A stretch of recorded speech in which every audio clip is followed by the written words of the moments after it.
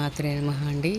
ఇది చూడండి, ఇది మిరప, తెల్ల మిరప చెట్టు కాడ వృక్షం ఇదండి. చూడండి ఎంత చక్కగా ఉందో, పెద్ద వృక్షం అయిపోయింది.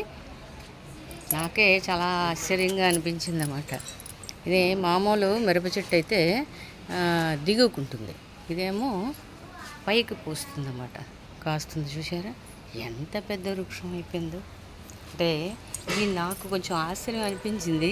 మన ఫ్రెండ్స్ అందరితో షేర్ చేసుకుందామని ఇది మీ అందరికీ చూపిస్తున్నాను అన్నమాట.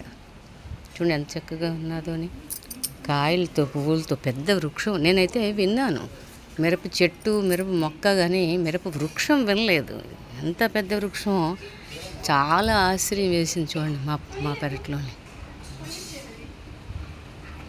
కదా,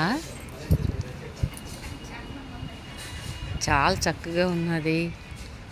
అంటే ఇవి ఈ మధ్య